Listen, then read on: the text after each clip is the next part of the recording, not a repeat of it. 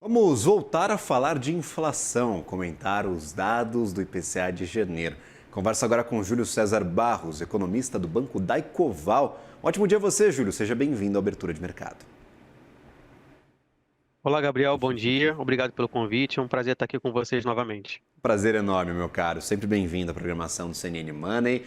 Vamos tentar juntar as duas coisas. Ontem, Gabriel Galípolo participou de um evento da BBC falando que desaceleração da inflação não é volta de vitória e que estamos em um momento de calibragem de juros. E hoje nós temos a publicação do primeiro dado de inflação de 2026, basicamente dentro das expectativas do mercado, 0,33%. O que a gente consegue tirar de qualitativo deste dado para entendermos a inflação brasileira que pode se mostrar a partir de agora?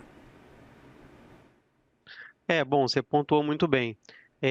Inclusive, a nossa expectativa para o início do ciclo de corte de juros, né, estamos começando de trás para frente, é de 0,25%, né, em março, com viés, evidentemente, né, da possibilidade da intensificação desse corte, de começar com cortes mais intensos, a depender aí da conjuntura e dos dados que vão ser coletados daqui até a reunião de março.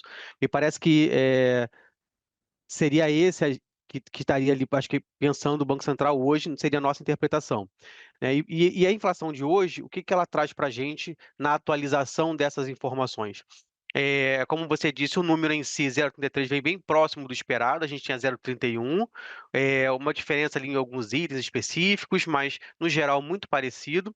E tem alguns pontos importantes que eu acho que contribuíram, evidentemente, para essa inflação, para essa desinflação que a gente viu no ano passado, e ela continua surpreendendo positivamente nesse aspecto, que é a parte da alimentação no domicílio, né. A gente tem visto que era esperado uma alta, até uma alta um pouquinho mais forte na parte de alimentação, e ela continuou, teve alta, mas num patamar bem mais baixo. Então isso é importante, porque com esse câmbio mais acomodado que a gente tem visto na margem, isso contribui para esse grupo em particular continuar gerando resultados mais benignos, né.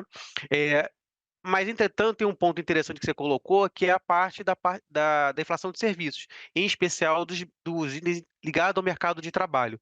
E aí é que vem o ponto em relação a que não é a volta da vitória, a gente concorda, porque existem desafios importantes dentro da inflação, em especial dentro do grupo de serviços, né, ligados à parte de mercado de trabalho, e tem também, evidentemente, as expectativas de inflação, que ainda continuam desancoradas, embora tenham melhorado, ainda continuam desancoradas. Então a inflação de hoje, ela acho que não muda o nosso cenário, nossa avaliação. A gente acha que faz sentido iniciar o processo de flexibilização da política monetária, mas a gente também acha que faz sentido começar de maneira mais devagar, entendendo que existem esses desafios, para serem enfrentados ainda.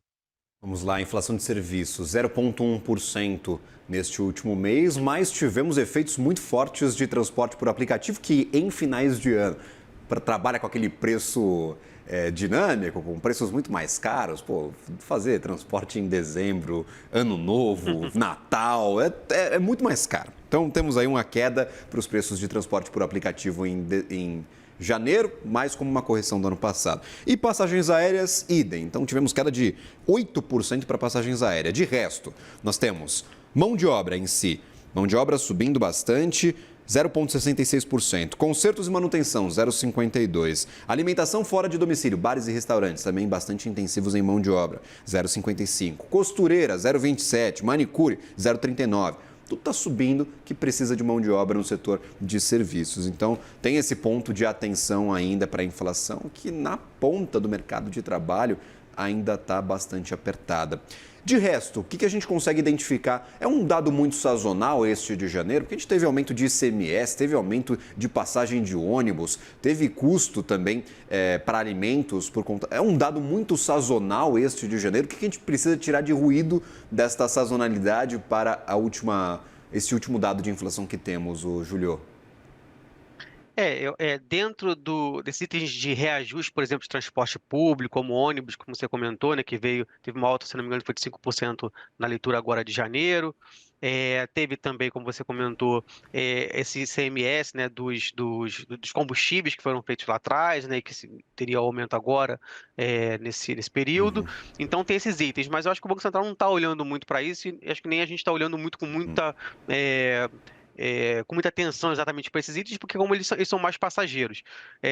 Mas esses pontos que você colocou em relação ao mercado de trabalho, eles não são de agora, eles são pontuais. Uhum. A gente já vem vendo uma trajetória de intensivos em trabalho já pressionado há algum tempo, divergindo bastante, por exemplo, do núcleo da inflação, né, que teve até uma desaceleração aí na margem, né, ao longo dos últimos meses. Mas quando a gente olha para essa desaceleração, a gente acha que tem muito mais a ver com efeitos secundários do câmbio, pegando item como alimentação fora um pouco melhor, itens ligados aos serviços automotivos também. Então, essa parte melhorando do que a parte mesmo relacionada à atividade econômica e ao mercado de trabalho. Então, e como no final das contas é isso que vai prevalecer de maneira mais perene lá na frente, eu acho que a atenção maior está nesse ponto. A gente inclusive fez alguns estudos aqui que a gente tem discutido já há algum tempo sobre as restrições que a gente vem parecendo enfrentar no mercado de trabalho, com, por exemplo, problemas na parte de oferta, né, da mão de obra. Então, embora a gente esteja num processo de desaceleração da atividade econômica, a gente está vendo a ocupação até arrefecendo, é verdade, mas os rendimentos muito pressionados, né? E aí a gente, quando olha para a parte de oferta de trabalho, e aí tem uma discussão sobre isso, parece estar tendo uma restrição que pode estar contribuindo para essa pressão nos rendimentos, e a gente está vendo, por exemplo, esses itens intensivos de trabalhos na inflação, mostrando essa pressão, essa resiliência maior. E isso é um ponto de atenção para o Banco Central, evidentemente, porque passados os efeitos dos choques, né, o que você gostaria de ver é uma inflação perene. E essa parte da inflação mais ligada à atividade econômica, ao ciclo econômico, parece que ela ainda tem muito desafio para colher aí. Ela desacelera, mas tem muito desafio para colher ainda nesse ponto. Gabriel Galípolo fala em calibragem, ou seja, pode esquecer queda de juros até a taxa neutra, a gente só vai ter um juro um pouquinho menor. Até onde chegaremos? Qual que é a projeção de vocês aí no Daicoval com todas essas informações que recebemos no comecinho desta semana? As implicações para a gente ter uma inflação hoje corrente que melhora, mas ainda está acima da meta, de umas expectativas de inflação que melhoram, mas ainda estão desancoradas, Uhum. para um grupo de serviços que, no geral, tende a melhorar, mas tem esse componente mais pressionado, é justamente isso, você fazer a flexibilização da política monetária, mas talvez para um patamar acima do que você faria outrora.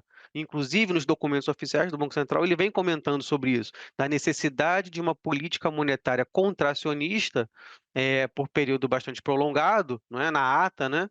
Eh, do que você teria em outros movimentos, porque você tem esse ambiente de expectativas desancoradas, por exemplo. Então, a nossa expectativa hoje é de uma Selic terminal em 12%, não é? Quando a gente tenta utilizar uns modelinhos para tentar entender qual que seria a trajetória da Selic condicionada a outras variáveis econômicas, ela até sugeriria uma taxa Selic um pouco mais baixa, mas evidentemente que no ambiente de expectativas desancoradas e nesse desafio da composição da inflação, de fato é provável que o Banco Central, ou nos parece fazer mais sentido o Banco Central acabar levando os juros para um patamar de cortes menores do que ele faria em outros momentos. Então, hoje, nossa expectativa é de 12%, iniciando com um corte de 25 pontos, mas é isso, esse câmbio também, que ajudou muito a inflação do ano passado, né? E tende a ajudar ainda pelo menos até o primeiro semestre desse ano, nesse patamar mais baixo, evidentemente contribui e pode fazer com que o Banco Central acabe iniciando o ciclo de maneira um pouco mais intensa. Júlio César Barros, economista do Banco Daicoval, sempre bem-vindo à nossa programação. Obrigado por nos ajudar a entender um pouco deste dado do IPCA, o que ele significa para a trajetória de juros. Um bom trabalho a você. Até uma próxima, meu caro.